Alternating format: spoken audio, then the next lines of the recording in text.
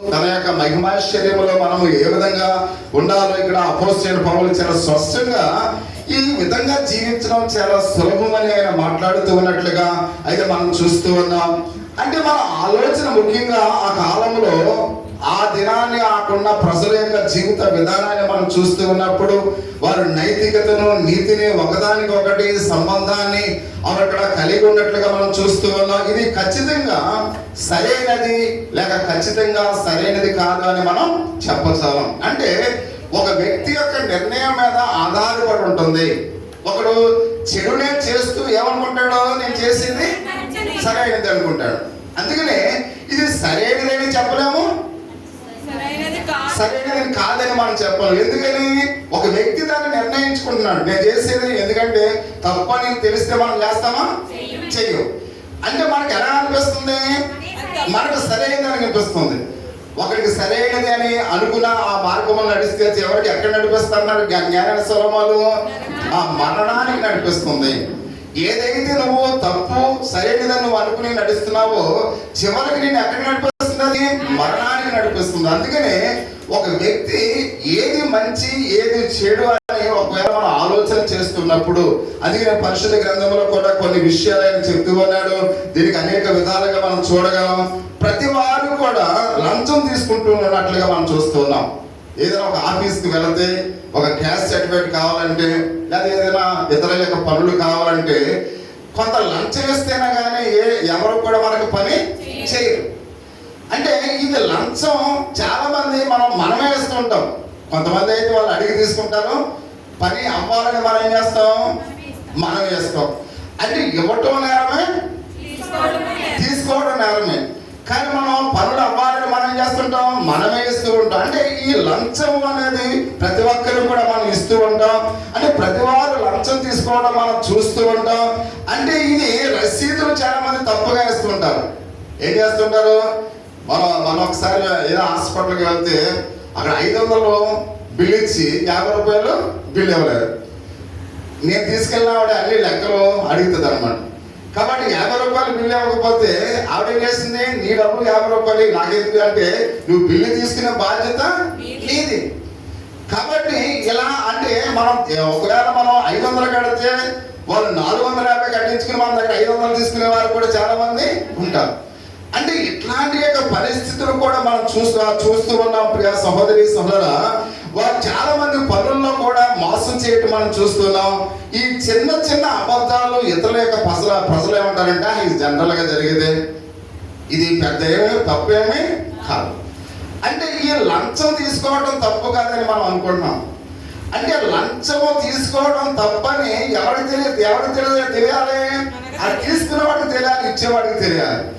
అంటే ఇవ్వటం అనేది తప్పు కాదని మనం నిర్ణయం చేసుకున్నాం. మీకు అర్థమవుతుందా? ఇవ్వటం తప్పు కాదని మనం నిర్ణయించుకున్నాం, తీసుకోవడం తప్పు కాదని వాడు నిర్ణయించుకున్నాం. అంటే ఈ నైతికత అనేది, నీతి అనేది వాడు చేసేదే నీతి అనుకుంటున్నాడు, వాడు చేసేదే నైతికత అనుకుంటున్నాడు.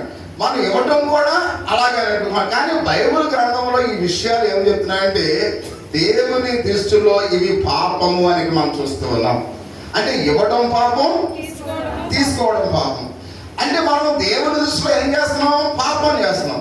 ఈ పాపానికి దేవుడు శిక్ష తప్పకుండా ఇస్తాను అని మాట్లాడుతూ ఉన్నాడు. కాబట్టి ఎవరిని కూడా నేను విడిచిపెట్టను, ఇచ్చేవాడినైనా తీసుకునేవాడినైనా నేను ఏమాత్రము కూడా, అయితే లంచము తీసుకునేవాడిని నేనేమాత్రము కూడా విడిచిపెట్టను. ఎందుకంటే దేవుడి దృష్టిలో ఇది ఏమై ఉంది? పాపము అయి ఉన్నట్లుగా మనం చూస్తున్నాం.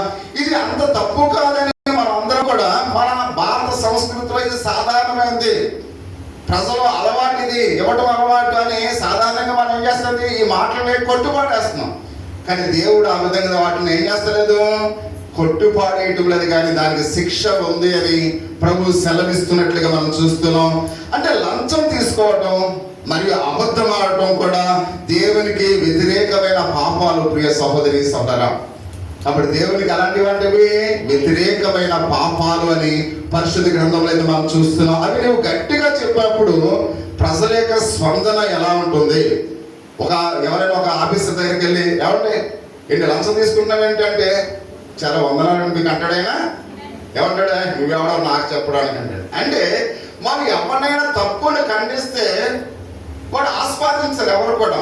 కాబట్టి ఏమంటారు చెప్పావు కానీ అల్లవయ్య నువ్వు నాకు చెప్తున్నాడు అంటే, కాబట్టి వాడు ఏమనుకున్నాడు, నేను చేసేది సరైనది అనుకుంటున్నాడు. అది తప్పని మనం చూపిస్తుంటే ఆ తప్పని చెప్పేవాడిని వాడు ఏమాత్రం కూడా సపోర్ట్ చేయకుండా వాడిని ఏం చేస్తున్నాడు, అసహ్యంగా తిడతాము, లేకపోతే వెళ్ళి నీ పన్ను చూసుకో అని చెప్పడం సాధారణంగా మనము చూస్తూ ఉన్నాం. అంటే ఇక్కడ ప్రతి పరిస్థితిలో, ప్రతి ఆ సమస్యల మధ్య, ప్రతి గ్రామమైనా పట్టణమైనా ఏదైనప్పుడు కూడా ఇలాంటివి అనేకమంది జరుగుతూ ఉన్నట్లుగా మనం చూస్తూ ఉన్నాం. ఏమాత్రం పాపం కాదని అనేక మంది ప్రజలు ఇప్పుడు కూడా ఏం చేస్తున్నారు, తలస్తూ ఉన్నారు. ఇదివరకు ఎవరైనా చిన్న పొరపాటు చేస్తే 10 మంది ఖండించేవారు. ఇప్పుడు అలవాటుగా అయిపోయింది.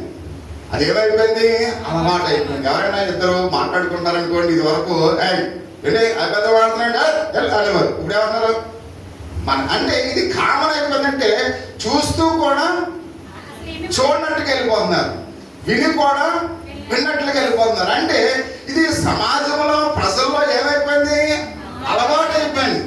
అంటే ఇది పాపము అనే విషయం మర్చిపోయారు అందరూ కూడా. ఇది పాపము అనే విషయం అందరూ కూడా ఏం చేశారు, మర్చిపోయారు. కానీ ఆ పూర్వకాలం మన తాతల కాలంలో ఆ గ్రామంలో ఎవరైనా చిన్న పొరపాటు చేసినా దారంటే వెళ్తున్న పెద్దవాళ్ళు ఏం చేసేవారు, ఖండించేవారు, వాళ్ళు బుద్ధి చెప్పేవారు. ఇప్పుడు ఖండించేవాడు లేడు, బుద్ధి చెప్పేవాడు లేడు, వినేవాడు లేడు. కాబట్టి ఏమాత్రం కూడా అడిగేవాడు కూడా లేడు. అంటే ఇది రొటీన్ గా ఏమైపోయింది ప్రజల్లో, పాపం అనేది దాని అర్థమే లేదు, అలవాటు అయిపోయినట్లుగా పరిశుద్ధ గ్రంథంలో అయితే మనం చూస్తూ ఉన్నాం. ఈ జరిగిన దాన్ని చూస్తున్నప్పుడు దేవుని యొక్క ధర్మశాస్త్రం అనే మట్టపు గుండును ప్రజలకు త్రోసి వేస్తున్నట్లుగా మనం చూస్తూ ఉన్నాం. అసలు ధర్మశాస్త్రం అంటే ప్రజలకు ఎవరికి కూడా తెలియట్లేదు. అంటే ధర్మశాస్త్రం అంటే నువ్వు అది ఒక అర్థము వలె ఉంది, ఒక మార్గదర్శిక వలె ఉంది. అంటే ధర్మశాస్త్రం అంటే అది ఒక అర్థం. అంటే అర్థంలో మనం చూస్తే మనలో మతంలో ఎన్ని వంకర్లు ఉన్నాయో కూడా కనిపిస్తుంది. నిజంగా ఆ అర్థం మనల్ని అందహీనులుగా చూపించింది అనుకోండి, అర్థాన్ని ఏం చేస్తాం, నేలకేసి కొట్టేస్తాం. అంటే అర్థం మనకి ఎలా, అంటే అర్థంలో మనం చూడగానే మనం ఎలా కనపడాలనుకుంటాం, చాలా అందంగా అప్పుడు అందంగా కనపడితే అర్థాన్ని మా అర్థం చాలా అందంగా కనిపిస్తుంది. ఒకవేళ అందహీనంగా మనం అర్థంలో కనిపించామనుకోండి, అర్థాన్ని ఏం చేస్తాం, వెంటనే పక్కన కొట్టేస్తాం. అంటే అర్థం ఎప్పుడు నిజమే చెప్తుంది, అది అబద్ధం చెప్పదు. నీ ముఖంలో ఎన్ని ఆ మామూలుగా సొట్టలు ఉన్నాయో అది కరెక్ట్ గా చూపిస్తుంది, అది ఏమాత్రం కూడా అబద్ధం ఆడేది కాదు. అంటే అది మార్గదర్శకుడిగా ఉంది. అంటే ధర్మశాస్త్రాన్ని అనేక మంది ఏం చేస్తున్నారు, త్రోసి వేస్తూ ఉన్నట్లుగా పరిశుద్ధ గ్రంథంలో అయితే మనం చూస్తున్న వారి జీవితాలని గోడలు అన్ని రకాలుగా వాటి ఆ ఒక వైపులకు ఇటు ఒక వైపుకి ఏమైపోయినా ఆ గోడలు వంగిపోయిన ప్రియ సంపదరిస్తున్నారు.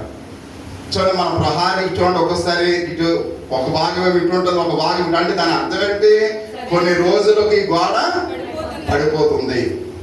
అంటే మనము కూడా ఈ పాపాన్ని, ఈ నైతికతను, ఈ నీతి అనే విలువలు మనం ఎప్పుడు లేకుండా బ్రతుకుతున్నామో మన జీవితాలు కూడా ఎప్పుడొకప్పుడు పడిపోయేటట్లుగా ఉన్నాయి.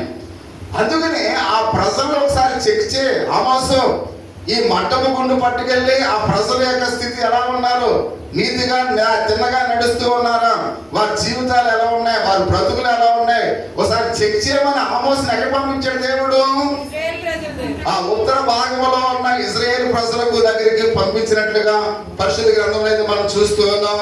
ప్రజలు వారికి తమ జీవితాలు దగ్గర నుండి ఆయన పరీక్షిస్తూ ఉన్నాడు. ఎందుకంటే వారు కోరుకోవట్లేదు, కానీ దేవుని యొక్క వాక్యము ఖండితముగా చేస్తుంది అనే విషయానికి మనం చూస్తూ ఉన్నాం.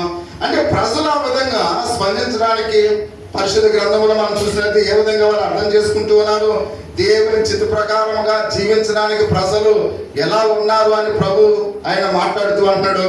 వారు దేవుని వాక్యాన్ని తెలియజేయ శిక్ష, అది ఇక్కడ వాటికి రాబోయే శిక్షను వారు వినడానికి ఏమాత్రం కూడా వాళ్ళు ఇష్టపడట్లేదు. అంటే ఎవరైతే పాపంలో ఉన్నారో, నువ్వు చేసేది పాపం అని చెబితే ఆ మాటలు వినడానికి ఎవరు కూడా ఇష్టపడలేని వారుగా ఉన్నారు అనే విషయాన్ని మనం చూస్తూ ఉన్నాం. 8వ వచనంలో ఈ విషయాన్ని ప్రభు మాట్లాడుతూ 8, 9 వచనాలు మనం చూద్దాం ఒకసారి. యెహోవా కనబడుచున్నదని ఏమని అడుగగా, మట్టపు గుండు కనబడుచున్నదని నేనంటిని అప్పుడు యెహోవా యెహోవా సెలవిచ్చినదేమనగా, సెలవించినదేమనగా నా జనులకు ఇజ్రాయేలు మధ్యను పట్టపుకుంటూ వేయబోచున్నాను. అంటే ఇక్కడ మనం ప్రియ సహోదరి సోదరా, అంటే ఈ మాటలు చాలా విచారముతో కూడినవి. ఎందుకంటే ప్రభు ఈ విధంగా చెప్తున్నప్పుడు, ప్రారంభించినప్పుడు నేను ఇక్కడ వారిని దాటిపోనని చెప్తున్నాడు. ఏమన్నాడు? నేను వాళ్ళని దాటిపోనేవను, వాళ్ళు ఏం చేస్తారో శిక్షిస్తాను. కాబట్టి అప్పటికే 2 సార్లు ఇశ్రాయేలు ప్రజలను దేవుడు శిక్షించాడు. ఎందుకంటే ఇక్కడ మొదటి అధ్యాయం 3వ వచనం మనం చూసినట్లయితే ఇక్కడ ఈ యొక్క అధ్యాయంలోనే ఈ అధ్యాయంలోనే మొదటి వచనాల నుంచి కొన్ని వచనాలు చూస్తే అక్కడ మిడతల దండుతో ఏం చేశాడు? పంటను తినివేయించాడు, అగ్నితో ఒకసారి కాల్చి వేశాడు. అప్పుడు ఆమోస్ ఏం చేశాడు? ఇశ్రాయేలు ప్రజల కోసం ప్రార్థించాడు, ప్రభువా ఈ ప్రజలను క్షమించు, ఈ ప్రజలను నువ్వు అంటే ఈ విధంగా శిక్షిస్తే వాళ్ళు ఏమైపోతారు అని దేవుడు ఏం చేశాడు? 2 సార్లు ఇశ్రాయేలు ప్రజలను క్షమించాడు. కానీ 3వసారి మళ్ళా వారి పాపాన్ని కంటిన్యూ చేస్తున్నారు. దేవుడు మమ్మల్ని శిక్ష నుంచి తప్పించాడు, మా పంటలను కాపాడాడని వాళ్ళు ఏమాత్రం కూడా మారు మనసు పొందకుండా వారి పాపాన్ని వాళ్ళు ఏం చేస్తున్నారు? కొనసాగిస్తున్నప్పుడు దేవుడు ఏమంటున్నాడు? ఇంకా ఆమోస్తో, నేను ఏమాత్రం కూడా నేను చూస్తూ నేను ఊరుకోను, నా శిక్షణ వారి మీదకి నేను రప్పిస్తూ ఉన్నా. కాబట్టి నువ్వు వెళ్ళి వారితో ప్రకటించు, నేనేమైతే మాటలు చెప్తూ ఉన్నానో, నేనేమైతే వారిని ఎలా శిక్షించాలని కోరుతూ ఉన్నానో, కాబట్టి నువ్వు వెళ్ళి వారితో మాట్లాడాలని ప్రభు ఆమోస్తో పంపించినట్లుగా మనం చూస్తూ ఉన్నాం. ఆ రాబోతున్న శిక్ష గురించి, ఆ రాబోతున్న తీర్పు గురించి. కాబట్టి అగ్ని వల్లే తన మార్గమంతటిలో కూడా ఏ విధంగా దహించి వేశాడో, మరలా 2వ ప్రకటన తర్వాత ప్రజలు క్షమించాలని ఆమోసు కోరినప్పుడు కూడా ఎవరు కూడా వాళ్ళు దేవుని మాట వినలేదు, లోపడలేదు అనే విషయాన్ని చూస్తున్నాం. తన తీర్పు అనుభవించడానికి ప్రజలకు ఆయన ఒకసారి సరైన రీతిగా గుణపాఠం చెప్పాలని ఇశ్రాయేలు ప్రజలతో ఆయన మాట్లాడుతున్నట్టుగా మనం చూస్తూ ఉన్నాం. అంటే ఆ తీర్పును ఏ విధంగా అనుభవిస్తూ ఉన్నారు, వారిని ఏ విధంగా ఇశ్రాయేలు ప్రజలు ఉన్నత స్థలాన్ని ఏం చేయాలన్నాడు? నిర్జీవం చేస్తారు. అంటే అప్పుడు దేవుడు ఇశ్రాయేలు యొక్క ప్రజల మీద తన శిక్షణ తీసుకొస్తున్నాడు. ఏం చేస్తాడంట? ఏదైతే ఉన్నతమైన స్థలాలు అయితే ఉన్నాయో ఆ స్థలాలన్నింటిని కూడా నేను ఏం చేస్తాను? నిర్జీవం చేస్తాను. అంటే దాని అర్థం ఏంటి? పనికి రాని పొలాలుగా, పనికి రాని పట్టణాలుగా నేను వాటిని నిర్జీవం చేస్తాను. అంటే దేవుని యొక్క శిక్ష చాలా భయంకరమైంది. ఎందుకంటే మనం పాప క్షమాపణ పొందాలని దేవుడు కోరుతూ ఉన్నాడు, మనలో మారు మనసు కావాలని కోరుతూ ఉన్నాడు, మన జీవితాలు సరైనగా ఉండాలని కోరుతూ ఉన్నాడు. ఇంకా నీ జీవితం మారకపోతే, నీ జీవితంలో నువ్వు పడిపోయే గోడలాగా ఉండాలనుకుంటే దేవుడు చూస్తూ సహించేవాడు కాదు. అది అంటే అక్కడ మొదలుగా ఇశ్రాయేలు యొక్క పట్టణాల్లో ఉన్న ఉన్నతమైన పట్టణాలని కూడా నువ్వు నిర్జీవం చేయి. అంటే పొలం ఒక 100 ఎకరాల పొలం ఉందనుకోండి, పంట పండక ఉన్న 100 ఎకరాల పొలం ఒక మనిషికి ఏమైనా ఆధారం ఉంటుందా? ఉండదు. అంటే మనకు పొలాలు ఉన్నా కానీ అవి పండకుండా నేను చేస్తాను. నువ్వు గృహాలు ఉన్నా, భవంతిలో ఉన్నా, నువ్వు నివసించే యోగ్యత లేని వారిగా ఆ గృహాలు నేను చేస్తానని దేవుడు చాలా ఖండితంగా ఆయన శిక్షను ఆయన తన ప్రణాళికలు తెలియపరుస్తూ ఉన్నట్లుగా అయితే మనం చూస్తూ ఉన్నాం. ఆ స్థలంలో ఇశ్రాయేలు తన చుట్టూ ఉన్న వారందరూ కూడా ఆచారాలను వారు వెంబడించారు అని ఇక్కడ మనం చూస్తూ ఉన్నాం. ఎందుకంటే అవి నిర్జీవమైన పట్టణాలుగా నేను ఎందుకు చేస్తానని చెప్తున్నానంటే, ఆ పట్టణాల్లో ఉన్న ఆచారాలను ఎవరు పాటిస్తున్నారంట? ఇశ్రాయేలు ప్రజలు పాటిస్తూ ఉన్నారు. అంటే ఒక క్రైస్తవుడు లోక సంబంధమైన ఆచారాలను పాటించకూడదు. ప్రియా సహోదరి సహోదరుడా, ఒక క్రైస్తవుడు ఏం పాటించకూడదు? లోక సంబంధమైన ఆచారాలను మనం పాటించకూడదు. మనం ఒక సంబంధానికి వెళ్తే అన్ని కూడా అయిపోయిన తర్వాత వాళ్ళు ఏమంటారంటే, మేము సాయంకాలం ఉండండి, ఆయన వ్యాపారం దగ్గరికి వెళ్ళి చూపించుకుందాం. అంటే ఇప్పుడు దాకానేమో పాస్టర్ గారు వాకింగ్ చెప్పారు, పాస్టర్ గారు మ్యారేజ్ సెట్ చేశారు, అన్ని అయిపోయింది, ఇప్పుడు ఎక్కడికి వెళ్ళాలంట? అంటే అప్పుడు దాకానేమో దేవుల్లో ఉన్నారు, ఇప్పుడు ఎవరిలోకి వెళ్ళిపోతున్నారు? లోక ఆచారాల్లోకి వెళ్ళిపోతున్నారు. కాబట్టి ఇశ్రాయేలు ప్రజలు కూడా ఆ పట్టణాల్లో ఉన్న ఆచారాలని వాళ్ళు అనుమతించి ఆచారాల సంబంధమైన వాటిని చూస్తూ ఉంటే దేవుడు ఏమంటాడంటే, ఆ పట్టణాన్ని నేను ఇప్పుడు నిర్జీవం చేస్తాను. ఎందుకంటే నువ్వు లోక సంబంధమైన ఆచారాల అలవాట్లు నువ్వు కలిగి ఉన్నావు. కాబట్టి అందుకని మనం ఎవ్వరము కూడా లోక సంబంధమైన ఆచారాన్ని నువ్వు ఎప్పుడైతే నీ కుటుంబంలోనికి నువ్వు తీసుకొస్తావో, లోక సంబంధమైన ఆచారాన్ని ఎప్పుడైతే నువ్వు కలిగి ఉంటావో, మొదటగా నీ కుటుంబాన్ని ఆయన నిర్జీవం చేస్తాడు. కాబట్టి గృహం ఉన్నది పనికిరాని గృహంగా ఉంటుంది, పొలం ఉన్నది పనికిరాని పొలంగా ఉంటుంది. అందుకనే నువ్వు ఏ విషయంలో కూడా లోక సంబంధమైన ఆచార సంబంధమైనవి నువ్వు ఏ మాత్రము కూడా నీవు చెయ్యకూడదు. కానీ ఇక్కడ ఇజ్రాయేలు ప్రజలు ఆ విధంగా చేసినట్లుగా పరిశుద్ధ గ్రంథంలో అయితే మనం చూస్తూ ఉన్నాం. అంటే తరచుగా ఆ స్థలాల్లో అబద్ధ దేవుళ్ళను వారు ఆరాధించేవారని పరిశుద్ధ గ్రంథంలో అయితే మనం చూస్తున్నాం. వారు ఆ భూమి నివసించారు కనుక వారు అవిశ్వాసులతో సాంగత్యం చేశారు. ప్రియా సహోదరి సహోదరుడా, అంటే నువ్వు ఎవరితో స్నేహం చేయాలి? విశ్వాసులతో చేయాలి. కానీ నువ్వు అవిశ్వాసులతో నువ్వు స్నేహం చేసి అవిశ్వాసులుగా నీవు కూడా వారి ఆచార సంబంధమైన వాటిలో నువ్వు కలిసిపోతే దేవుడు ఎంత మాత్రము కూడా నేను ఊరికిన వాడిని కాను అని చాలా స్పష్టంగా, ఖండితంగా, ఖచ్చితంగా ఆయన మాట్లాడుతూ ఉన్నట్లుగా పరిశుద్ధ గ్రంథంలో అయితే మనం చూస్తూ ఉన్నాం. అందుకని ఇవి నిర్జీవం అని ప్రభువు సెలవిస్తూ ఉన్నాడు. వాటిని ఏమన్నాడు? నిర్జీవమై ఉన్నవి అంటే అవి పనికి రానివిగా ఉన్నాయని పరిశుద్ధ గ్రంథంలో అయితే మనం చూస్తూ ఉన్నాం.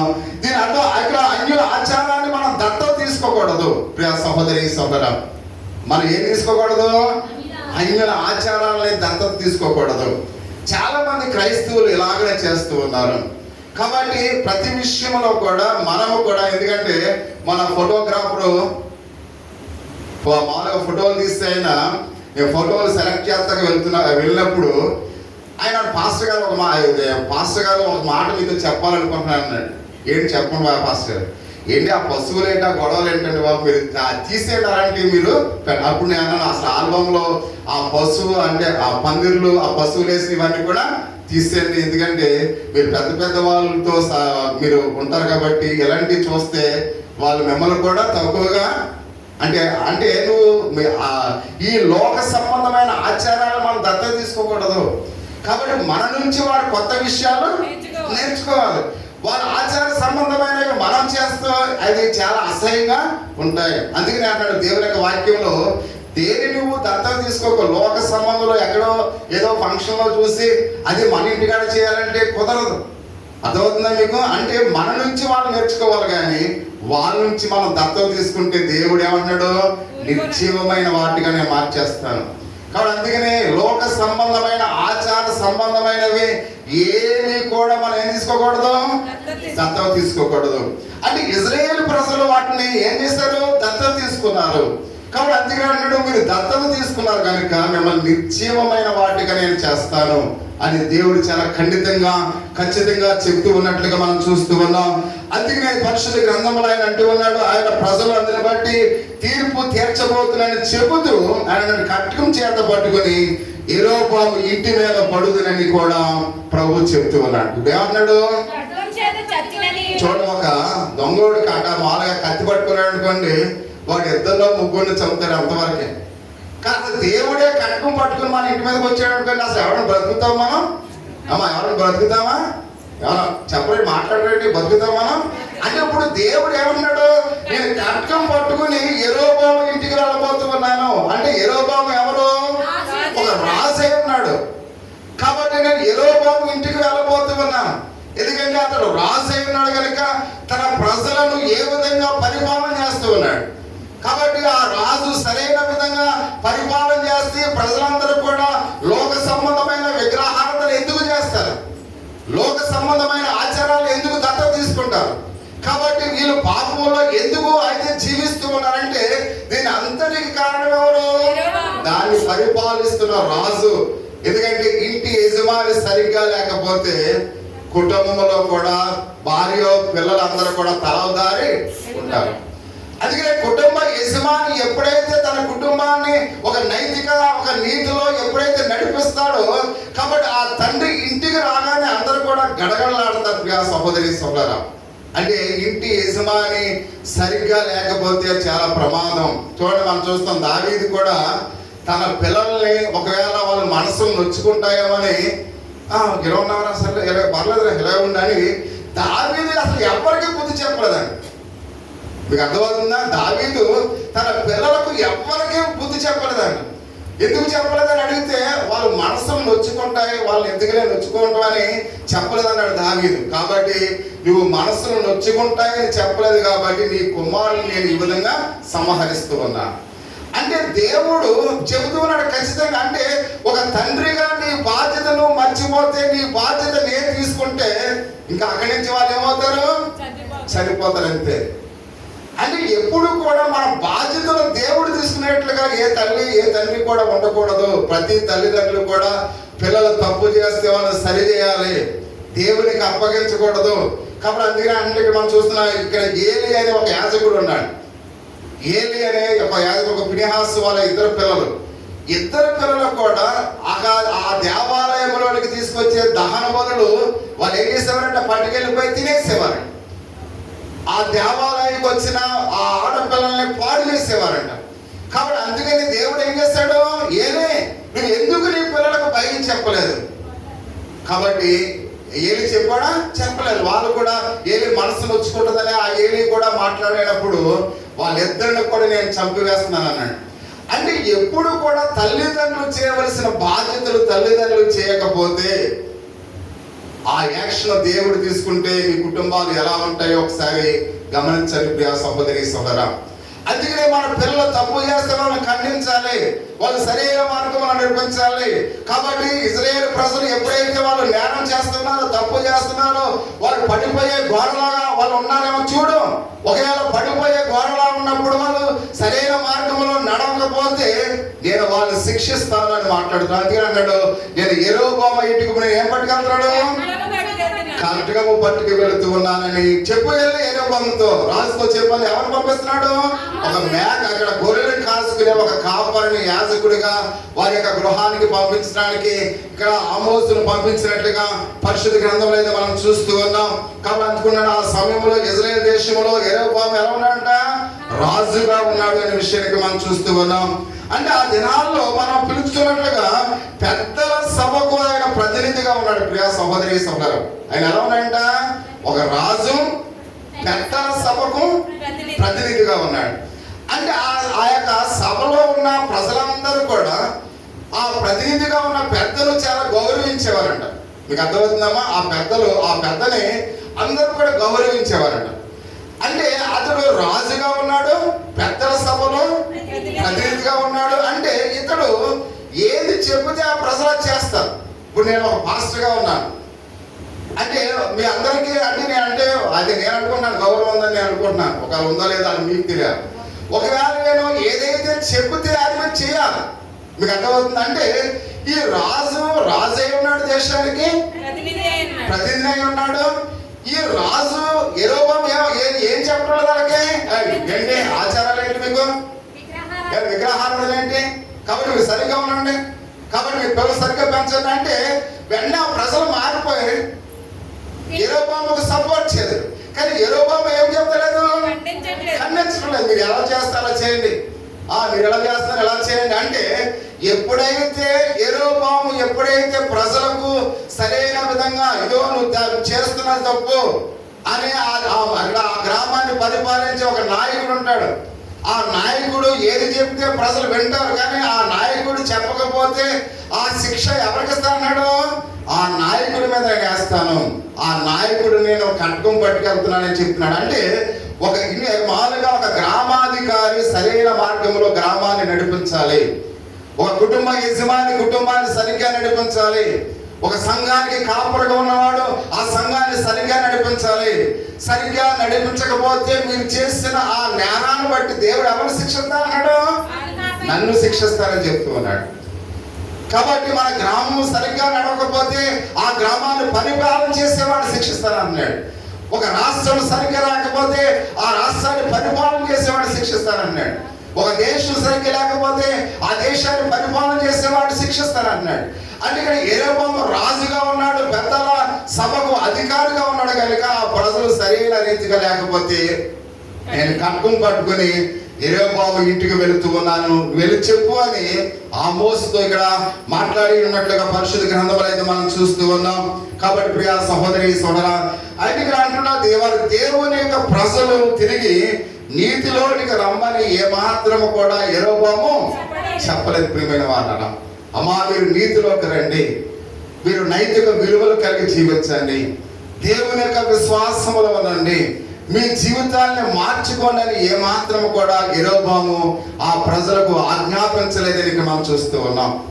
ఇక్కడున్న తండ్రులుగా తల్లులుగా మీరు కూడా మీ పిల్లలకు మీరు సరైన రీతిగా చెప్తూ ఉన్నారా? వాళ్ళు తప్పు చేస్తే వెంటనే ఇది చేసేది తప్పని వాళ్ళు ఖండిస్తూ ఉన్నావా? వారిని సరైన మార్గంలో నడిపిస్తూ ఉన్నావా? ఒకవేళ నువ్వు చెప్పకపోతే నీ బాధ్యత ఆయన తీసుకుంటాడు. ఆయన తీసుకుంటే మామూలుగా ఉండదు ప్రియా సహోదరి సహోదరుడా. కాబట్టి అందుకనే ప్రతి తల్లి ప్రతి తండ్రి మీకు కలిగిన కుటుంబాలని సరైన నీతి మార్గంలో నడిపించడానికి ఈ రాత్రి ఈ యొక్క సాయంకాలం మధ్యాహ్న సమయంలో దేవుడు మనతో మాట్లాడుతూ ఉన్నట్లుగా మనం చూస్తున్నాం. చివరిగా ఇటువంటి మాటలు ఎవరు మీరు ఇక్కడ వినడానికి ఇష్టపడతారు? ఎవరైనా ఇష్టపడతారా ఈ మాటలు? అమ్మ, ఎవరైనా ఇష్టపడతారా? ఇష్టపడం. మన కుటుంబం నాశనం అయిపోద్దంటే, మనం నాశనం అయిపోతామంటే, దేవుడు మనం శిక్షిస్తాడంటే ఈ మాటలు వినాలని ఎవరైనా ఆశ కలిగి ఉంటారా? ఎవరికి కూడా ఆశ ఉండదు. అంత మాత్రమే కాకుండా మనం వినటానికి ఈ మాటలు వింటామా? పాస్టర్ గారు ఎప్పుడు మానేస్తారా బాబు అని చాలా మంది మీలో కూడా అనుకుంటారు. ఈ వాక్యాన్ని ప్రిపేర్ అయినప్పుడు నాకు కూడా భయం వేసింది, దేంట్రా కాబట్టి దేవుడు ఇంత ఈ విధంగా శిక్షించేవాడిగా ఉన్నాడని నేను కూడా అనుకున్నాను. అంటే ఇవి ఈ మాటలు వినడానికి, అంటే బోధించడానికి నేనే భయపడ్డానంటే వినడానికి మీరు ఎంత విసుగుదల ఉందో మీకు కూడా నాకు తెలుసు. అయినప్పుడు కూడా మనం వినాలి. ఎందుకంటే వినుట వల్ల విశ్వాసము కలుగుతుంది. వినుట ద్వారా మనలో సరైన మార్గంలో నడవాలనే ఒక ఆలోచన మనలో ఉంటుంది. కాబట్టి అందుకనే మనం వినాలి, ఓపిక చేసుకుని. అయితే వినవలసిన వారి బట్టి మనం చూస్తూ ఉన్నాం. మన జీవిత విధానం బట్టి మనం పూర్తిగా తుడిచివేయబడుటనే మాటలు మనం వినం. ప్రియమైన వాళ్ళ, మనం చేసే పనులు బట్టి నీ కుటుంబాన్ని పూర్తిగా దేవుడు తుడిచివేస్తాడంటే, మీ కుటుంబాన్ని పూర్తిగా నాశనం చేస్తాడంటే ఈ మాటలు వినడానికి ఎవరు కూడా ఇష్టం ఉండదు అనే విషయానికి మనం చూస్తూ ఉన్నాం. అంటే వారి జీవితాల ద్వారా ఇతరుల మీద కలిగించే ప్రభావాన్ని మనం చూస్తూ ఉన్నాం ప్రియా సహోదరి సహోదరుడా. ఎందుకంటే కొన్ని సందర్భాల్లో మన జీవితాలు ఇతరుల మీద ఆ ప్రభావాన్ని చూపిస్తాయి. చూడండి, ఒక సినీ యాక్టర్ సిగరెట్ ఎలా కాలుస్తున్నాడు అనుకోండి, ఒక ప్రభాస్ సిగరెట్ కాలుస్తున్నాడు అనుకోండి, యూత్ అందరూ కూడా ఏం చేస్తారు? మా హీరో కాలుస్తున్నాడని వాళ్ళు కాలుస్తారు. అంటే ఒక ఉన్నతమైన స్థితిలో ఉన్న వ్యక్తి ఎప్పుడైతే అతడు అంటే ఆ చెడు చేస్తూ ఉన్నాడో ఆ చెడు ఇతరుల మీద ప్రభావం చూపిస్తూ ఉంది. అలాగే మన తల్లిదండ్రులు కూడా వాళ్ళు చెడ్డగా ఉంటే ఆ ప్రభావం ఎవరి మీద చూపిస్తుంది? పిల్లల మీద చూపిస్తూ ఉంది. అందుకని ఎప్పుడు కూడా మనము చెడ్డ తలంపులతో ఎప్పుడు కూడా మన పిల్లలు ఎదుట మనం కనిపించామా, అదే వాళ్ళు కంటిన్యూషన్ లో నీ ప్రభావము, నీ భార్య మీద ఉన్న ప్రభావము నీ పిల్లల మీద పడుతుంది. కాబట్టి అందుకని పిల్లలు ఎదురుగా తల్లిదండ్రులు చాలా జాగ్రత్తగా ఉండాలి. ప్రతి ఒక్కరిని కూడా గమనించారు. ఒకసారి రాహుల్ మాలుగా జ్యోతినగర్ లో ఉండేవారు మా అక్క. సినిమాలో చిరంజీవి దూకేసాడంట, వీడు పైకెక్కేసి పైనుంచి దూకేసాడు. ఎప్పుడైనా మీకు వచ్చినప్పుడు అడగాను, పైనుంచి దూకేస్తే దెబ్బలు తగిలేసినాయి. అంటే ఎందుకు దూకారా అంటే ఆ సినిమాలో హీరో ఎవరు దూకడానికి నేను కూడా దూకేశాను. అంటే ఒక ఉన్నతమైన వ్యక్తి తప్పు చేస్తే ఆ తప్పు ప్రభావం ఎవరి మీద చూపిస్తుంది?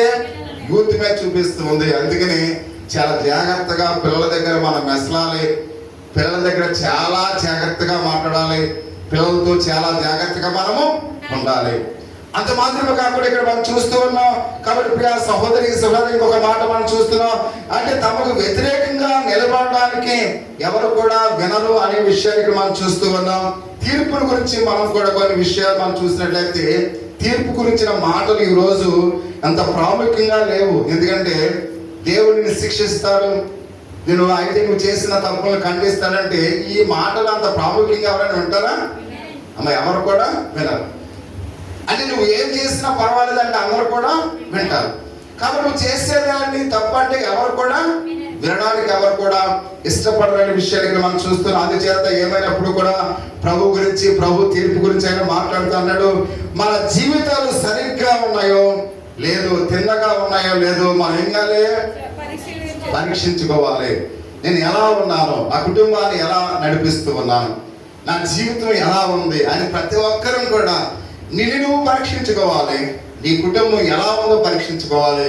ప్రతి ఒక్కరూ కూడా ఒకవేళ ఆ యొక్క గోడ పడిపోయే పరిస్థితిలో ఉన్న గోడ వలె నీ జీవితం ఉంటే నీవు కూడా ఎప్పుడొకప్పుడు పడిపోయేవాడుగా ఉన్నావని మనం గ్రహించవలసిన వారినట్లుగా మనం చూస్తూ ఉన్నాం. అయితే ఇక్కడ ఎవరైతే తమ పాపములను ఎవరైతే మల్లుకొని మనం చేసినది పాపమని మనం చేసింది తప్పని మనం ఎప్పుడైతే మరలుకొని తన కుమారుడి యందు విశ్వాసం ఉంచాలి ప్రియ సహోదరి సోదరా. కాబట్టి ప్రభువా, ఈ ఉదయకాల సమయంలో ఇప్పటి వరకు నేను సరిగ్గా లేనేమో, నా జీవితం సరిగ్గా లేదేమో, నా కుటుంబాన్ని నేను సరిగ్గా పెంచలేకపోతున్నానేమో, అయితే నా బిడ్డల పట్ల నేను సరైన బాధ్యత తీసుకోలేకపోతున్నానేమో, ఇప్పుడైనా నా జీవితాన్ని నువ్వు సరిచేయి ప్రభువా అని మన ప్రభువైన యేసుక్రీస్తునందు విశ్వాసం ఉంచాలి. ఎందుకంటే వారందరూ కూడా తీర్పు తీర్చబోతున్నట్లుగా ప్రభు సెలవిస్తున్నట్లుగా మనం చూస్తున్నాం. ఒక ప్రేమించే దేవుడు ఎప్పుడు కూడా ఆ విధంగా చేయడని చాలా మంది చెప్తూ ఉంటారు. చాలా మంది ఏమంటారంటే, కొంతమంది బోధకులు చాలా మంది ఏమనుకుంటారంటే, దేవుడు ఎంతో ప్రేమించే దేవుడు కదా, ఆయన నీ కొరకు తన ప్రాణాన్ని పెట్టాడు కదా, కాబట్టి నువ్వు చేసే పొరపాటును ఎందుకు క్షమించడు? ఆయన ఎలా ఉన్నాడు? ప్రేమించే దేవుడిగా మాత్రమే ఉన్నాడని చాలా మంది అనుకుంటారు. అటువంటి బోధలు కూడా మనము వింటూ ఉంటాం.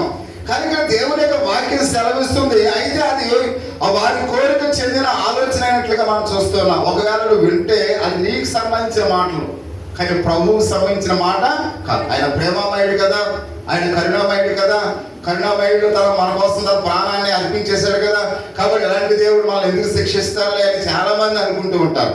ఒకవేళ అలాంటి కోరిక ఈ ఉదయకాల సమయంలో నీలో ఉన్నట్లయితే అది నీ సొంత ఆలోచనని మనం చూస్తూ ఉన్నాం. కానీ దేవుడు పనిచేసే విధానం కాదు ప్రియా సహోదరి సహోదరుడా, అది దేవుడు నీ మీద చేసే పని అది కాదు అనే విషయానికి మనం చూస్తున్నాం. మన స్థానంలో ఆయన యేసుక్రీస్తు వారు అర్పించడం, మన స్థానంలో ఆయన శిలువ ప్రాణి మీద మరణించడం, మన కోసం ప్రతిదీ కూడా ఆయన శిలువ ప్రాణి మీద తన విలువైన ప్రాణాన్ని అర్పించడం మనం చూస్తాం. అయితే ఆయన ఓర్పును మరియు దయను కూడా కలిగి ఉన్న దేవుడు ఏమైనాడు? నీతిమంతుడను పరిశుద్ధుడై ఉన్నాడు. అంటే అంత ఓర్పు కలిగిన యేసయ్య ఆయన ఎలా ఉన్నాడంట? నీతిమంతుడును పరిశుద్ధుడై ఉన్నట్లుగా మనం చూస్తూ ఉన్నాం. అంటే పాపమును శిక్షించకుండా ఆయన ఎన్నటికి కూడా విడిచిపెట్టేవాడు కాదు ప్రియా సహోదరి సోదరుడా. ఆయన పాపాన్ని చూస్తూ కూడా ఆయన విడిచిపెట్టేవాడు కాదు. ఎందుకని? ఆయన పరిశుద్ధుడై ఉన్నాడు, ఆయన నీతిమంతుడై ఉన్నాడు. పాపానికి ఎప్పుడు కూడా ఆయన శిక్ష విధించేవాడుగానే ఉన్నాడు అనే విషయాన్ని మనం ఎప్పుడు కూడా మర్చిపోకూడదు. మనం ఏం చేసినా దేవుడు క్షమిస్తాడులే, మనం ఎలా మాట్లాడినా దేవుడు క్షమిస్తాడులే అని ఒకవేళ అలాంటి ఆలోచన నీలో ఉన్నట్లయితే ఆ ఆలోచన ఇప్పుడే నువ్వు తీసివే. కాబట్టి మనం ఏం చేసినా దేవుడు క్షమిస్తాడని నువ్వు అనుకోకంటే అలాంటి దేవుడు కాదు. ఆయన నీతిమంతుడై పరిశుద్ధుడైనట్లుగా మనం చూస్తూ ఉన్నాం. కాబట్టి ఆయన శిక్షించకుండా ఎవరిని కూడా నేను వదిలిపెట్టను, విడిచిపెట్టనని చెప్తూ ఉన్నాడు.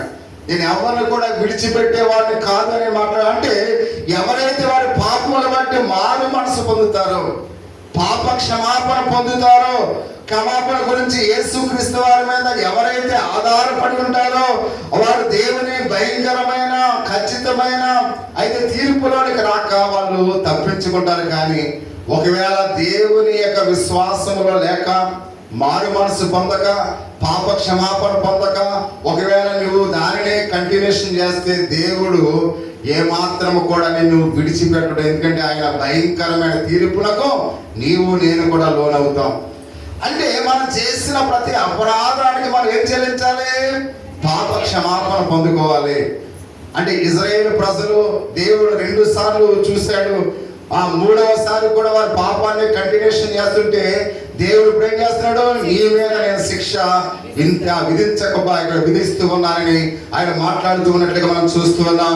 అయితే మన యొక్క వాక్య భాగంలో చూస్తున్న ఈ యొక్క విషయాన్ని ఇటువంటి యొక్క మాటలు అంత ప్రాముఖ్యము కాదని మనం ఎప్పుడు కూడా అనుకోకూడదు. ఎందుకంటే ఇంకో మాట 13 నుంచి 13 వచనాల్లో మనం చదివినట్లయితే దేవుని యొక్క తీర్పు మాటల యొక్క నిరక్షరతను ప్రజలు ఏ విధంగా కోపాన్ని తెలియపరుస్తూ ఉన్నారో ఆయన చూస్తూ ఉన్నాడు. యెరొబాము ఖడ్గము చేత చచ్చిననియు ఇశ్రాయేలీయులు తమ దేశమును విడిచి పోతుననియు. ఇక మనం చూస్తున్నాం ఎక్కడ బేతేలు ఇక్కడ యాజకుడైన అమజ్యా చేసింది చివరిగా ఒకసారి మనం చూద్దాం ప్రియమైన వాళ్ళ. ఇక్కడ నిజంగా ఒక యాజకుడు ఉన్నాడు. అంటే ఆమోసు చేయవలసిన పని ఎవరు చేయాలి? అమధ్య చేయాలి. అంటే అమధ్య సరైన యాజకుడిగా లేడు కాబట్టి ఆ యొక్క అమధ్య చేయవలసిన పని ఒక గొర్రెల కాపరిని దేవుడు ఎన్నుకున్నాడు. మీకు అర్థమవుతుందంటే మనము చేయవలసిన పని మనము చేయకపోతే ఆ పని వేరొకటి దేవుడు అప్పగిస్తాడు. కాబట్టి అందుకని ఇక్కడ అమధ్య యాజకుడుగా ఉన్నాడు, కానీ దేవుని యొక్క పని అతడు చేయలేని యొక్క స్థితిలో ఉన్నాడనే విషయానికి మనం చూస్తూ ఉన్నాం. ఆ తీర్పు గురించి ఆమోసు ఎప్పుడైతే ఆ యొక్క మాటలు చెప్తున్నాడో విన్న వెంటనే ఆ యొక్క బేతేలుకు కొద్ది దూరంలో ఉన్న యెరోబాము దగ్గరికి వెళ్ళిపోయాడు. ఆ సహోదరి సహోదరుడు ఎప్పుడైతే అయ్యా మీ దేశం మీద దేవుని యొక్క ఉగ్రత ఎలా ఉంది, యెరోబాము ఇంటి మీద ఆయన కత్తి పట్టుకుని వస్తానని చెబుతూ ఉన్నాడు అని ఇక్కడ ఆమోస్ ఎవరికి చెప్పాడు? అమధ్యకి చెప్పాడు. ఎందుకు చెప్పాడు? అమధ్య యాజకుడు కాబట్టి యాజకుడు గ్రహిస్తాడు. యాజకుడు గ్రహించి తన సంఘాన్ని, తన గ్రామాన్ని, తన ప్రజల తరపున దేవునికి క్షమాపణ అడుగుతాడేమో అని ఏ మామూలుగా చూస్తే అమధ్యకి చెబితే ఈ అమధ్య పరిగెత్తుకుంటూ వెళ్ళిపోయి ఎవరు చెప్పాడు? యెరోబాముకి చెప్పాడు. అంటే సంఘానికి చెప్పవలసిన మాటలు, సంఘానికి హెచ్చరిక చేయవలసిన మాటలు, సంఘాన్ని సరైన మార్గంలో నడిపించవలసిన అమధ్య సంఘానికి చెప్పకుండా ఏం చేశాడు? వెళ్ళి రాజుకు చెప్పినట్లుగా మనం చూస్తూ ఉన్నాం. ఎప్పుడైతే ఆ యొక్క మాట విన్నాడో ఆ వర్తమానము మంచిదో చెడ్డదో అని గ్రహించలేదు. అసలు అమధ్య ఏం చేయాలంటే నిజమైన యెహోవా నీతో మాట్లాడా అంటే నీవు నేను కలిగి మన ప్రజలను సంరక్షిద్దాం, మన ప్రజలను నీతి మార్గంలో నడిపిద్దాం అని ఆ యొక్క సంఘానికి చెప్పాలి. ప్రియ సహోదరి సహోదరుడు, అంటే సంఘ కాపరి సంఘము సరిగ్గా లేకపోతే ఆ సంఘ విశ్వాసం సరిచేసే బాధ్యత కూడా సంఘ కాపరి మీద ఉంది. కాబట్టి సంఘ కాపరి ఎవరు బ్రతుకులు వారు బ్రతుకుతూ ఉంటే, ఎవరు ద్రోహాలు వారు చేస్తూ ఉంటే చూస్తూ కూడా ఖండించకుండా, కాబట్టి మనకైతే ఈ బాక్స్ నిండితే చాలనుకునే సంఘ కాపరిగా ఉంటే ఒకరోజు దేవుడు శిక్షిస్తాడు. ఎవరిని? సంఘ కాపరిని. అందుకనే విశ్వాసులకు ఒక శిక్ష అయితే దేవుని యొక్క కాపరులకు 2 శిక్షలు. అంటే ఇక్కడ మనం చూస్తున్నా 2 తీర్పులకు అటెండ్ అవ్వాలి. ఎవరు? కాపరి. కాబట్టి అందుకనే ప్రతి విషయంలో కూడా సంఘము ఎప్పుడైతే సరైన మార్గములో లేదో, సంఘ విశ్వాసులు సరైన మార్గములో లేరో వెంటనే ఖండించి సరైన మార్గములో మాలుగా నిలపవలసిన బాధ్యత సంఘ కాపరి మీద ఉంది. అంతేగాని ఒకవేళ తప్పు చేస్తున్నా కానీ సంఘానికి పిలిపించి నువ్వు తప్పు చేస్తున్నా ఏం పర్వాలేదమ్మా మా సంఘ సభ్యురాలుగా ఉండు అంటే, కాబట్టి సంఘము పాడైపోతుంది. ప్రియా సహోదరి సహోదరుల, కొన్ని సందర్భాల్లో సంఘము నుంచి ఇలాంటి పాపములోనే ఉన్న వాళ్ళని మనం ఏం చేయాలి? వెలివేయాలి. సంఘం ఏం చేయాలి? వెలివేయాలి. ఇది అంటే పెద్ద ప్రమాదమేం కాదు. ఎప్పుడైతే వాళ్ళని మనం వెలివేస్తామో వారు బయటకు వెళ్ళిన తర్వాత సంఘ విశ్వాసులు మనం సరిగ్గా ఉండాలి అనే ఒక అభిప్రాయం వారిలో ఉంటుంది. అంతేగాని మీరు ఎలా ఉన్నా పర్వాలేదు, మీరు ఎలా జీవించినా పర్వాలేదు, ఎన్ని మాటలు మాట్లాడినా పర్వాలేదు, ఎంతమంది కుటుంబాలకు నిద్ర లేకుండా చేసినా పర్వాలేదు, మీరు ఎలా ఉన్నా పర్వాలేదు అనుకుంటే సంఘం అంతా కూడా అదే రూట్లో ప్రయాణం చేస్తుంది. ప్రియా సహోదరి సహోదరుడు, కాబట్టి అందుకని ఆ రూట్ కట్ చేయాలంటే వేలు కట్ చేయాలి. కాబట్టి వేలు కట్ చేస్తే అప్పుడు సంఘము సరైన మార్గంలో ఉంటుంది.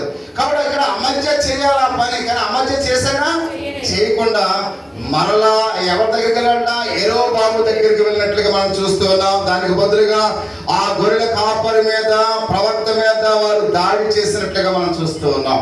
మీకు అర్థమవుతుందమ్మా? ఇప్పుడు ఎవరి మీద దాడి చేశారు? ఆమోసు మీద దాడి చేశారు. ఒరే బాబు మీరు సరిగ్గా బ్రతకండి, సరిగ్గా జీవించనంటే ఆ మాటలు ఆ రాజుకు ఇష్టం లేదు, అక్కడ ఉన్న అమధ్య ప్రవక్తకు ఇష్టం లేదు, అక్కడ ఉన్న ఇజ్రాయేల్ ప్రజలకు ఇష్టం లేదు. కాబట్టి ఒక్కడు రాయేసాడంటే ఏసీలో రాయంటే తలకో రాయి ఎవరి మీద వేశాడు? ఆమోసు మీద వేశాడు. అంటే కాబట్టి సత్యాన్ని ప్రకటించే వారి యొక్క, అందుకనే ఆ మామూలుగా చెట్టుకు కాయలు ఉన్నాయంటే రాళ్ళు దెబ్బలు కూడా దానికే ఎక్కువగా ఉంటాయి. ఒక కాయ కూడా లేకపోతే ఎవరు కూడా రాయ దాని మీద ఇస్తారు. మంచి మాటలు చెప్పే వారికి ఎక్కువ దెబ్బలు తింటారు. ప్రియా సహోదరి సోదర, అవమానాలు కూడా వాళ్ళకే వస్తాయి. కాబట్టి ఇక్కడ అవమానాలని సహించాడు. అనేకమైన రాళ్ళ దాడి చేత అతడు కొట్టబడినట్లుగా పరిశుద్ధ గ్రంథంలో అయితే మనం చూస్తూ ఉన్నాం. మొదటగా ఆమోసు ఉత్తర దేశాన్ని వేగు చూస్తున్నాడని నిందారోపణ ఆయన మీద వేశాడు. వేగు చూడటం అంటే అర్థం ఏంటి? ఎవరికైనా తెలుసా? వేగు చూడటం అమ్మా, వేగు చూడటం అంటే ఎవరికైనా ఈ వరకు మామూలుగా 12 గోత్రాల వారు ఇజ్రాయేల్ ప్రజలు ఐగుప్తుని విడిచి వాళ్ళు ఏం చేసేవారు? ఏం చేస్తున్నారు? ప్రయాణం చేస్తున్నారు. ఎక్కడికి? కానాను దేశానికి. కానాను దేశానికి వెళ్తున్నప్పుడు చాలా పట్టణాలు ఉన్నాయి, చాలా దేశాలు ఉన్నాయి. ఆ దేశాన్ని మామూలుగా స్వతంత్రించుకోవాలంటే ముందేం చేయాలి? కొంతమంది ఆ గ్రామంలో ఇప్పుడు నందమూరిని మనం స్వాధీనం చేసుకోవాలి. ఇప్పుడు నందమూరిని స్వాధీనం చేసుకోవాలంటే మానవ నలుగురు అక్కడికి వెళ్ళి ఇక్కడ ఎవరు బలవంతులు ఎవరు ఉన్నారు, వెంటనే దెబ్బలాటకు ఎవరు వస్తారు. కాబట్టి ఎంతమంది బలవంతులు ఉన్నారు, ఎంతమంది ఆ సైనికులు ఉన్నారు, ఇన్ని ఆయుధాలు ఉన్నాయి, ఇవన్నీ కూడా ముందే ఈ వేగులు చూసేవారు ఏం చేస్తారు? లెక్కలు వేసి అప్పుడు వచ్చి రాజుకు చెప్తారు, ఆ ఊర్లో ఎంత బలవంతులు ఎంతమంది ఉన్నారు, ఇన్ని ఆయుధాలు ఆ ఊర్లో ఉన్నాయి అని చెప్పినప్పుడు దానికి రెట్టింపు వెళ్ళి దాని మీద పడి యుద్ధం చేసి ఆ రాజ్యాన్ని స్వతంత్రించుకుంటారు. అది వేగు చూడటం అంటే. ఇప్పుడు ఆమోసు మీద ఏమి నేరం మోపారు? అతను ఎక్కడి నుంచో వచ్చాడు, మన గ్రామస్తుడు కాదు. కాబట్టి మనకు దేవుని వాక్యం బోధిస్తూ ఉన్నాడు. కాబట్టి ఇక్కడ ఇతడు వేగు చూడడానికి వచ్చిన వాడే ఉన్నాడు అని ఆ నేరాన్ని అతని మీద వేసి అమజ్జి అన్నాడు, బాబు నీవు ఈ ప్రాంతంలో బోధించుకు వెళ్ళిపో, నువ్వు ఎక్కడికి వెళ్ళిపో. ఒకసారి ఆర్సీఎం పాస్టర్ గారు ఇక్కడికి వచ్చాడు. ఆర్సీఎం పాస్టర్ గారు వస్తే ఒక ఆయన అన్నాడంటే, ఏంటి మా ఊర్లో చెప్తున్నాడు, నేను ఇక్కడ పాస్టర్, నేను మా ఊర్లో సంఘం పెడితే నా పర్మిషన్ ఉండాలి అని చెప్పాడు. అప్పుడు ఊర్లో అడిగారు, ఈ ఊర్లో పాస్టర్ గారు అంటే పలానా మోషే గారు వెళ్ళండి నా దగ్గరికి వచ్చారు. ఇందాక ఆయన ఎవరో నన్ను ఈ ఊరు రావద్దు అంటాడండి అంటే, ఎవరు నేను రావద్దన్న వాళ్ళు ఎవరు? దేవుని పరిచర్య నువ్వు స్వతంత్రంగా చేసుకో. నేను ఒకవేళ నీకు పరిచర్య చేసినప్పుడు ఒకవేళ సంఘ విశ్వాసం లేకపోతే మా సంఘం అక్కడికి వస్తాం, వచ్చి మీకు సహకరించి మీ విశ్వాసంలో మేము కూడా పాలుభాగస్తులుగా ఉంటాం. కాబట్టి మిమ్మల్ని ఆపేది ఎవరు అని నేను చెప్పినప్పుడు మీరు ఆ ధైర్యం ఇస్తే చాలండి అని అప్పుడు వాళ్ళు దేవుని యొక్క మందిరాన్ని అక్కడ, ఎందుకంటే దేవుని పరిచర్య జరగాలి, దేవుని యొక్క విశ్వాసులు పెరగాలి అంటే అప్పుడు మన యొక్క విశ్వాస సమూహం కూడా పెరుగుతుంది. అంతేకాదు దాన్ని ఆప్యాయించాలంటే అది ఎవరి వల్ల కాదు. కాబట్టి ఇక్కడ అమర్జీ ఏమంటున్నాడు, ఇక్కడ నువ్వు చెప్పుకో, కాబట్టి నీ దేశానికి వెళ్ళిపో, బత్యం అక్కడ చూసుకో, అన్ని ఆహార వస్తువులు అక్కడ సమకూర్చుకో అని అమర్త్యాన్ని దేవుని అక్కడ ఆమోసును దేవుని వాక్యం అందించకుండా అక్కడికి పంపించి వేయడానికి ప్రయత్నం చేస్తూ ఉన్నట్లుగా మనం చూస్తూ ఉన్నాం. దీనికి అనేక మార్గాలు మనం చూస్తున్నాం. ఎందుకంటే క్రైస్తవ జీవితంలో కొన్ని విషయాల గురించి తప్పు లేక అనే మాటలు మనం చూస్తున్నప్పుడు మనం ముందుగా, కాబట్టి ఉదాహరణకు దేవుని యొక్క విశ్వాసంలో ఇంకా మనం చూస్తే లంచం తీసుకోవడం నేరం అని మనం తెలిసింది. కొంతమందికి అవి నేరం కాదని వాళ్ళు అనుకున్నారు. అంటే ప్రతి విషయంలో కూడా మనము కూడా తప్పుగా మనం ఏం చేయాలి? ఖండించి సరైన మార్గంలో మనము నడవాలి, ఇతరులను కూడా నడిపించాలి. మన చెడు మార్గం మీద ఎవరు కూడా ప్రభావితం కాకుండా మనం చేసిన తప్పులే వాళ్ళు చూసి వాళ్ళు చేసేటట్లుగా మనము ఉండకూడదు. ప్రియా సహోదరి, అంటే అందరికి ఒక మోడల్గా ఉండాలి. మనం ఎలా ఉండాలి? ఒక మోడల్గా ఉండాలి.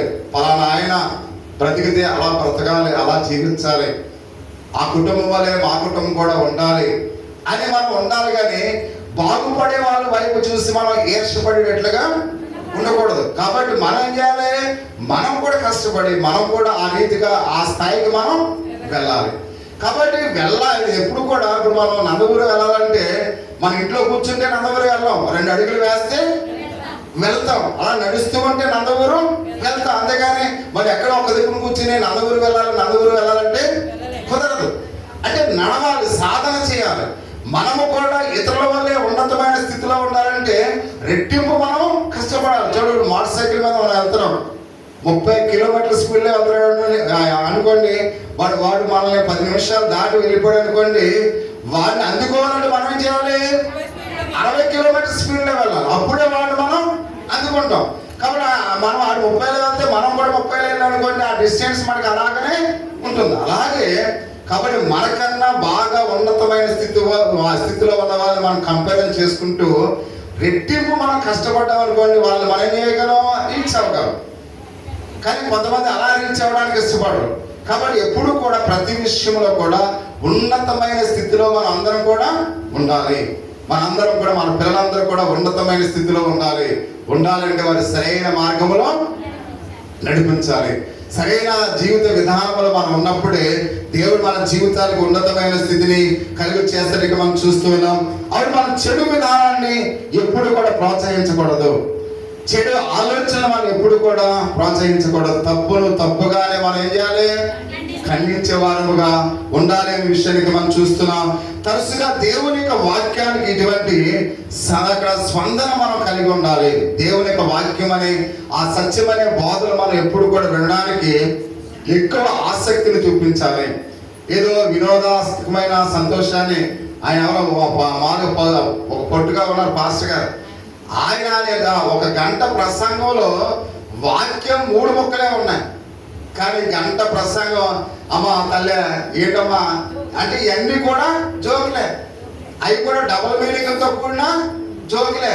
దానికి ఒక తెగ నవ్వేస్తున్నారు. అసలు మొత్తం ఎంత నవ్వులు అంటే అందరూ కూడా సరదాగా నవ్వేస్తున్నారు. అంటే అందులో ఉన్నాయేమో 3 ముక్కలు వాక్యం, అవన్నీ కూడా తర్వాత అన్ని కూడా జోకులే. ఆ కోవిడ్ వాళ్ళ గురించి మాట్లాడుతూ మొత్తం ఆ యొక్క సమయం అంతా కూడా గడిపేస్తున్నారు.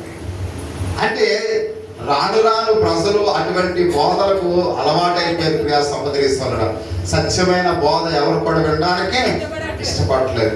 కానీ ఈ రాకడ సమయంలో ప్రతి ఒక్కరూ కూడా సరైన విధంగా మన కుటుంబం కొరకు, మన జీవితాల కొరకు ఉపయోగకరమైన జీవిత విధానంలో మనం బ్రతకడం కోసం దేవుని యొక్క సత్యాన్ని మనము నేర్చుకోవలసిన వారిగా మనం చూస్తూ ఉన్నాం.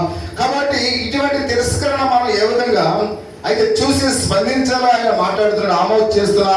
దాన్ని ఒకసారి మనం విని ప్రార్థన చేసుకుందాం. 14-15 వచ్చిన చివరి యొక్క మాటలు మనం చూద్దాం.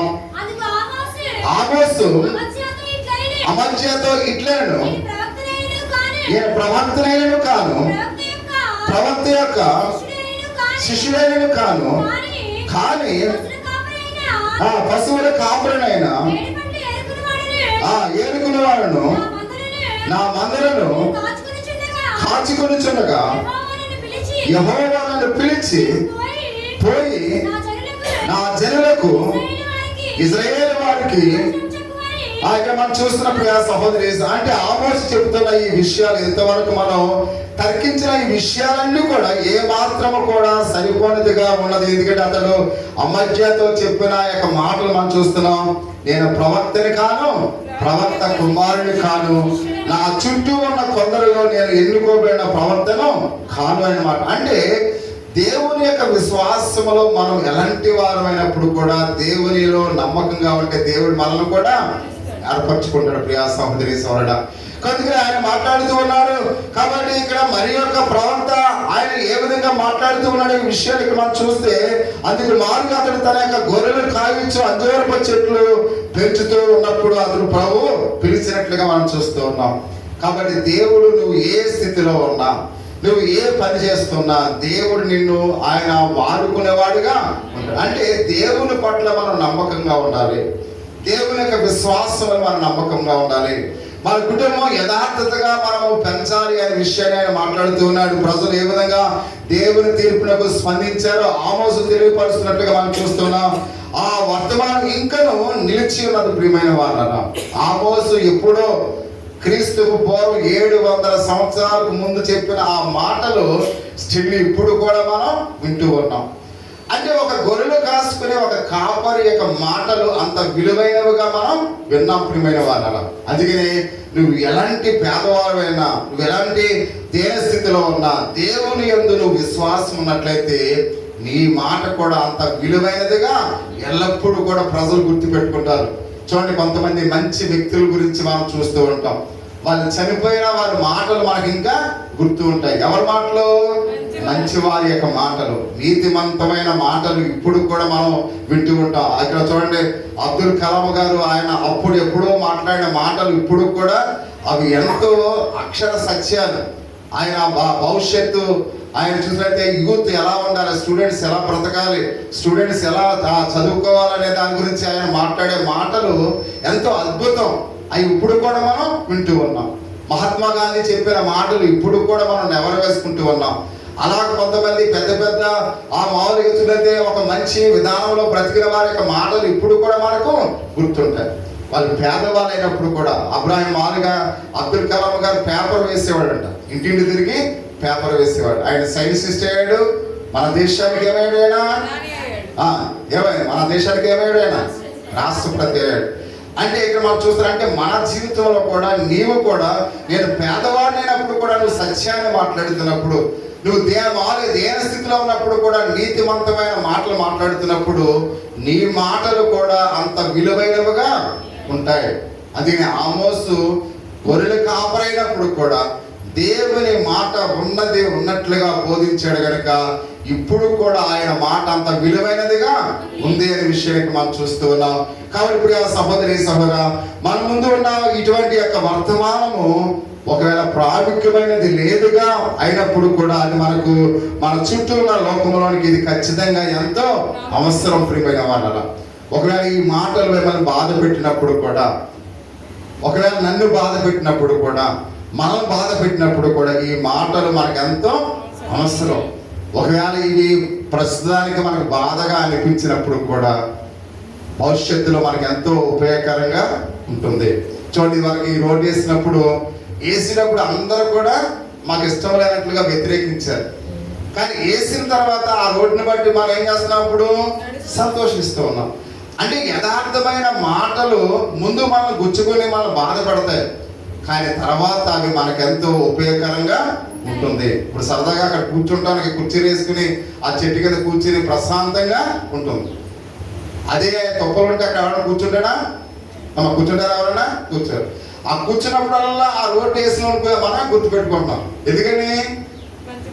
అది ఎన్ని సంవత్సరాలైనా మన పిల్లలు, ఒకవేళ మేము పోయిన తర్వాత మా మనవళ్ళు అక్కడ కూర్చున్నా కానీ ఈ రోడ్డు ఎవరు వేశారు అని మనం గుర్తుపెట్టుకుంటాం. అంటే మంచి ఎప్పుడు కూడా మనకు గుర్తుంటుంది. మీకు అర్థమవుతుందా? అలాగే మన మంచి మాటలు ఎప్పుడు కూడా మనకి గుర్తుంటాయి. అందుకే మనం ఇప్పుడు ఏం మాట్లాడాలి? మంచి మాటలు మాట్లాడాలి. మంచి కుటుంబాలు ఎప్పుడు కూడా గుర్తుంటాయి. అలాగే మన కుటుంబం కూడా మనం ఎలా పెంచాలి? మంచి కుటుంబంగా ఉండాలి. మంచి వాళ్ళు ఎప్పుడు కూడా గుర్తుపెట్టుకుంటారు. మనం ఎలా ఉండాలి? ఇప్పుడు ఎవరు మాట్లాడట్లేదు, మంచి వాళ్ళగా ఉండాలి. చెడ్డ వాళ్ళని ఎవరు కూడా గుర్తుపెట్టుకోరు. చెడ్డ పనులు చేసే వాళ్ళని ఎవరు కూడా గుర్తుపెట్టుకోరు. కాబట్టి మనం ఎల్లప్పుడూ కూడా ప్రజల్లో ఉండాలంటే, మన పిల్లలు ఎల్లప్పుడూ కూడా ప్రజల్లో నానుతూ ఉండాలంటే మనం ఎలా ఉండాలి? మంచివారిగా ఉండాలి. ఆ విధంగా మన అందరి కుటుంబాలని దేవుడు దీవించి ఆశ్రయించి కాపాడునుగాక. ఆమేన్. మన మధ్యలో ఉన్న